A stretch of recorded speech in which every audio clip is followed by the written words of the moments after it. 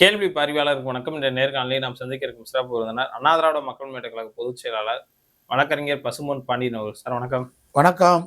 Iran Israel போர் தொடர்ந்து அதிகரித்துக் கொண்டே இருக்கிறது. முக்கியமா பார்த்தோம்னா வல்லரசு நாடாக சொல்லப்படுகின்ற அமெரிக்கா பல ஆயிரம் கோடிக்கு மதிப்பிலான ஆயுதங்களை கூட இஸ்ரேலுக்கு வழங்கி கொண்டு இருக்கிறது. இது ஒரு புறம் இருந்தாலும் இந்திய அந்த கடலோர காவல் அந்த பயிற்சியை மேற்கொண்ட ஈரான் வீரர்கள் கூட தாக்கப்பட்டிருக்காங்க. கப்பல் கூட அடித்து நொறுக்கப்பட்டிருக்கிறது. இது இந்திய எல்லையில இந்த மாதிரியான ஒரு சம்பவம் நடக்கிறதுனா இந்தியாவுக்கு ஆபத்தை நோக்கி தான் செல்கிறது. பிரதமர் மோடி அவர்கள் அமைதியா இருக்கின்ற மாதிரி ஒரு கருத்தும். இன்னொரு புறம் பார்த்தோம்னா கச்சா எண்ணெய் உள்ளிட்ட அந்த கேஸினுடைய விலை உயரக்கூடிய ஒரு சூழலை கூட பார்க்க முடிகிறது. சில நாட்கள் ஒரு மாதம் வேணா நீங்க ரஷ்யாட்ட வாங்கிக்கோங்கன்ற மாதிரியான ஒரு மிரட்டல் கூட ட்ரம்ப் கொடுத்துருக்கிறார். மோடி அரசுக்கு வழக்கம் போல அடிப்பணிகிற வேலையை தான் பார்க்குறாங்கன்னு ஒரு கருத்து கூட எழுகிறது. எப்படி பார்க்குறீங்க சார்? அதாவது ஒரு நாட்டால் இந்தியா என்பது ஒரு நாடல்ல. பல்வேறு மொழி, தேசிய இனங்கள், கலாச்சாரம், பண்பாடு கொண்ட வேற்றுமையில் ஒற்றுமை தான் இந்தியா. நான் மொழியால் தமிழன், இனத்தால் திராவிடன், நாட்டால் இந்தியன், உலகத்தால் மனிதன். இதான் நம்ம தத்துவம்.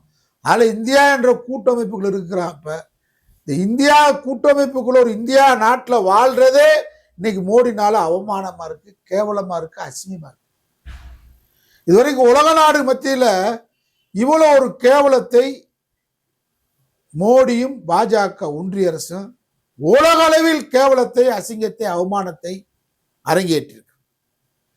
கேட்டா பாஜக காரன் சொல்லுவேன், RSS காரன் 56 இன்ச்சு மோடி, 56 இன்ச்சு மோடி எவ்வளவு கீழ்த்தரமா இந்தியாவுடைய மதிப்பை உலக சர்வதேசத்துல இன்னைக்கு மட்டகரமான ஒரு நாடு இந்தியா என்ற மாதிரி கொண்டு வந்திருக்க.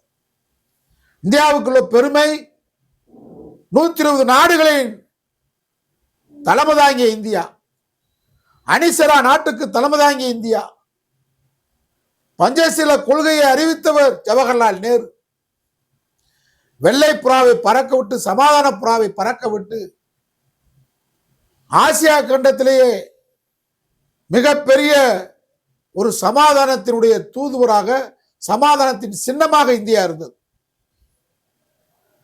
அந்த இந்தியாவின் பெருமையை ஒன்றிய பாஜக அரசு, அதுவும் குறிப்பாக மோடி ரொம்ப எவ்வளவு கேவலமா உலகத்தில் மதிக்க முடியுமோ, இந்திய நாட்டிலிருந்து வர்றோம்னு சொன்னா இன்னைக்கு உலகத்தில் மரியாதை கட்டத்தனமா நம்மளை பார்க்குற மாதிரி ஒரு சூழ்நிலையை பாஜக ஒன்றிய அரசு ஏற்படுத்தியிருக்கு.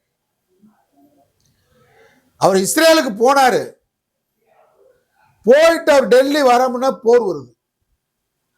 அப்ப அவர் என்ன சொல்றாரு, ஈரானில் இருக்கக்கூடிய இந்தியர்களா உடனே கிளம்புங்கன்னு சொன்னார். அப்ப போர் அவருக்கு முன்கூட்டியே தெரியுமா என்கின்ற சந்தேகம் நாடு முழுவதும் ஏற்பட்டு, அந்த சந்தேகத்துக்கு அவர் இதுவரைக்கும் விளக்கம் சொல்லல. ட்ரம்ப் கிட்ட இங்க எடப்பாடி பழனிசாமி மோடி கிட்ட கொத்தடிமையா இருக்கிற மாதிரி ட்ரம்ப் கிட்ட கொத்தடிமையா இருக்கிறாரு மோடி. இந்தியாவின் மானத்தை, 120 கோடி மக்களுடைய மானத்தை ட்ரம்பிடம் மோடி அடமான வச்சுட்டாரு அப்படின்னு சொல்றோம். பாகிஸ்தான் இந்தியா பிரச்சனை சண்டை நடந்துச்சு. அப்ப ட்ரம்ப் என்ன சொன்னாரு, நான் கூப்பிட்டு சொன்னனாலதான் மோடி இந்த சண்டையை நிறுத்தினாரு. அதுக்கே ஒழுக்கமான பதில் சொல்ல முடியல. இன்னைக்கு நாடாளுமன்ற விவாதத்துக்கு பதில் சொல்ல முடியல. எப்ஸ்டீன் ஃபைல் ஒன்று இருக்கு. சிறு குழந்தையெல்லாம் கடத்திட்டு கொண்டு போய் ஒரு தீவுல வச்சு அந்த குழந்தைகளை செக்ஸ் விருந்தாக்குகிறார்கள் அப்படின்னு சொல்லி அவர் மேல குற்றச்சாட்டு. அந்த குற்றச்சாட்டுக்கு பல அதிபர்கள், ட்ரம்ப் உட்பட, மோடியின் பெயரே அந்த இதுல இருக்கிறதாக சந்தேகம் இருக்கு. அதுக்கு பின்னாடிதான், இந்த பிரச்சனை வெளியிட்டதுக்கு பின்னாடிதான் ட்ரம்ப் கிட்ட ரொம்ப காலில் விழுந்து, கையில விழுந்து ஒப்பந்தத்தில் விவசாய ஒப்பந்தம் உட்பட இந்தியாவை அடகு வைக்கிற அத்தனை ஒப்பந்தத்தையும் கையெழுத்து போட்டுட்டு இங்க குடியரசுத் தலைவருடைய உரைக்கு நன்றி தெரிவிக்கிறது பிரதமர். இந்திய நாடாளுமன்றத்துக்கே அவமானம். குடியரசுத் தலைவர் உரைக்கு நன்றி தெரிவித்து பிரதமர் பேசிய பின்பாதான் எதிர்கட்சி தலைவர் பேச வேண்டும். குடியரசுத் தலைவருக்கு உரைக்கு நன்றி தெரிவிக்கின்ற அந்த தீர்மானத்தில் பேசாமல் ஓடி ஒளிந்த மோடி 56 இன்ச்சு மோடியா? கேட்கிறோம். நாடாளுமன்ற ஜனநாயகத்தை சீர்குலைத்திருக்கிறார். நாடாளுமன்றத்தினுடைய ஜனநாயக மாண்பை சீர்குலைத்திருக்கிறார் மோடி. இதுவரைக்கும் எந்த பிரதமராவது குடியரசுத் தலைவர் உரைக்கு நன்றி தெரிவிக்கின்ற உரையை புறக்கணித்திருக்கிறார்களா? ஏன் மோடி நாடாளுமன்றத்திலிருந்து ஓடி ஒளிய வேண்டும்? எப்ஸ்டீன் ஃபைல் சம்பந்தமாக நாடாளுமன்ற விவாதத்துக்கு ஏன் அஞ்ச வேண்டும்? அதெல்லாம் சர்வதேச மத்தியில் இன்னைக்கு எழுப்பப்படுகின்ற கேள்வி. நாடாளுமன்ற எதிர்க்கட்சி தலைவர் ராகுல் காந்தி நாடாளுமன்றத்தில் பேசுகின்றதற்கு பதில் சொல்வதற்கு துப்பு கட்டவர்கள். சபாநாயகர் பேசுகிறார் ஓம் பிர்லா. காங்கிரஸ் பெண் எம்பிக்கள் மோடியை நாடாளுமன்றத்துக்குள் வைத்து அவதூறு செய்த நினைத்தார்கள், தாக்க நினைத்தார்கள். எனக்கு தகவல் வந்தது. அப்படி என்றால் மோடிக்கு நாடாளுமன்றத்தில் பாதுகாப்பு இல்லையா? ஒத்துக்கிறீங்களா? பெண்கள் எம்பிக்கள் மோடியை தாக்குற அளவுக்கு மோடி இழிவாக நடந்து கொண்ட செயல் என்ன? நாட்டுக்கு சொல்லுங்க. அதை விட கேவலம். நீங்க பார்த்தீங்கன்னு சொன்னாக்க எந்த அளவுக்கு ட்ரம்புக்கு ஒரு அவமானப்பட்டு அசிங்கப்பட்டிருக்கிறான்னு உதாரணம், இந்த அமெரிக்கா நீர்மூழ்கி கப்பலிருந்து ஏவிவிடப்பட்ட இந்த டார்போடோக்கள் எனப்படும் நீர்மூழ்கி குண்டுகளால் ஈரானிய கடற்படை கப்பலான ஐஆர்ஐ எஸ்டோனா இந்திய பெருங்கடலில் மூழ்கடிக்கப்பட்டது. என்ன நிலவரம்னு கேட்டால், விசாகப்பட்டினத்தில் ஒரு கூட்டு கடற்பயிற்சி. இது சர்வதேச அளவிலிருந்து வருவாங்க.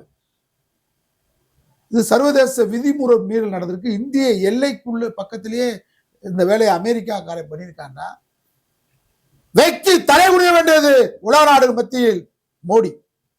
அங்க போர் நடந்துகிட்டு இருக்கு. இங்க எந்த ஆயுதம் இல்லாமல் செல்லுகின்ற விசாகப்பட்டினத்திற்கு வந்த இந்த ஐஆர்ஐஎஸ் டெனோ இந்த கப்பலை பாதுகாப்பாக வெளியேறுவதற்கு ஏற்பாடு செய்யாம இந்திய எல்லைக்குள்ளே வந்து அப்பாவி மாலுமிகள் 200க்கும் மேற்பட்டவர்களை கொன்று குவித்து அந்த நீர்மூழ்கி கப்பலை தகர்த்திருக்கு ஈரான். இதற்கு துணை போலாமா?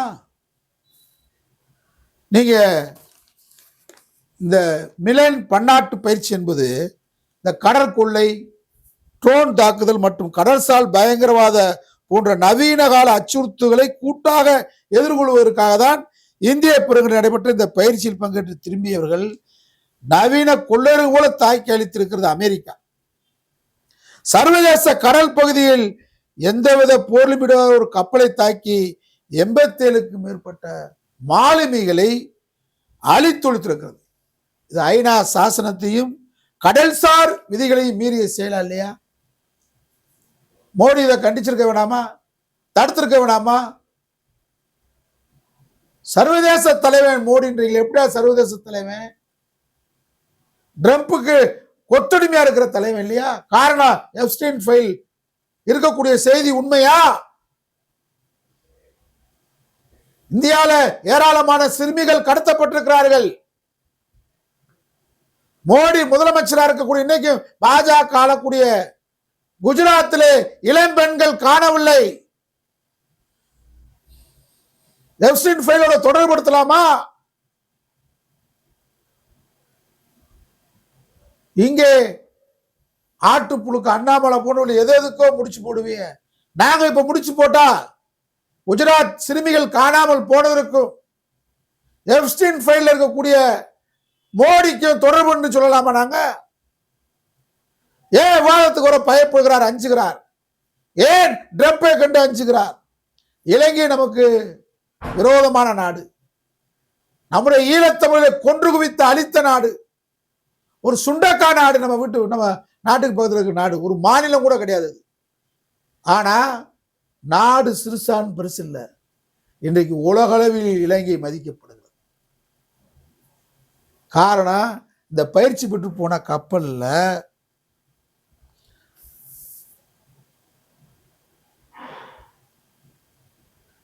அதாவது மற்றொரு ஈரானிய கப்பலான ஐரிஸ் பிஷேர் இலங்கையின் பிரத்யேக பொருளாதார மண்டலத்திற்குள் நுழைந்து 208 மாலுமிகளை கொண்ட இந்த கப்பல் தனது என்ஜினில் கோளாறு ஏற்பட்டதாக கூறி இலங்கையிடம் அவசர உதவி கூறியது. இந்த கோரிக்கையின் மீது இலங்கை ஜனாதிபதி ஒரு நடுநிலையான அதே நேயம் மனிதநேயமிக்க முடிவு எடுத்து ஈரானிய கப்பலுக்கு தஞ்சம் அளித்துள்ளார். ஒரு இலங்கை சுண்டக்கா நாட்டுக்கு இருக்கக்கூடிய மனிதநேயம். அமெரிக்கா ட்ரம்பை கண்டு உலகமே நடுங்குகின்றது. ஒரு இலங்கை அஞ்ச மறுத்து மாலுமிகளை காப்பாற்றி அந்த நீர்மூழ்கி கப்பலையும் காப்பாற்றிருக்குன்னா நாடு பெருசா இருக்க வேண்டியதில்லை. 56 இன்ச்சு தேவையில்லை. நாடு சிறுசா இருக்கு, இதயம் பெருசா இருக்கு. மனித இதயம். உனக்கு 56 இன்ச்சு இருக்கலாம். துப்பு கட்ட மோடி இந்தியாவுடைய மானத்தை கப்பலை ஏத்திட்ட. ஈரானுடைய கப்பலை காப்பாற்ற முடியாத மோடி அமெரிக்காக்காரன் இந்திய எல்லைக்குள்ளே வந்து சர்வதேச விதிமுறையை மீறி, கடல்சார் விதிமுறைகளை மீறி, போர் காலத்தில் கடைபிடிக்க வேண்டிய ஐநா விதிமுறைகளை மீறி ஒரு இந்திய எல்லைக்குள்ளே வந்து போருக்கு வராத ஒரு கப்பலை உன் அனுமதி இல்லாமல் இழுத்திருக்க முடியுமா?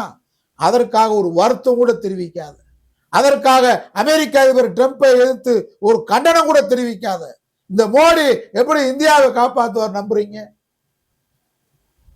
ஒரு மனுதர்ம ஆட்சியை கொண்டு வருவதற்காக ஒரு பாசிஸ்டாக இங்கே RSS சங் பரிவார் கூட்டத்தால் உருவாக்கப்பட்டிருக்கக்கூடிய மோடி இன்றைக்கு உலகத்தின் இந்தியாவின் மதிப்பை, இந்தியாவுடைய ஒரு சர்வதேச மரியாதையை சீர்குலைத்திருக்கிறார். ஆகவே மோடி கண்டனத்துக்குரியவர்.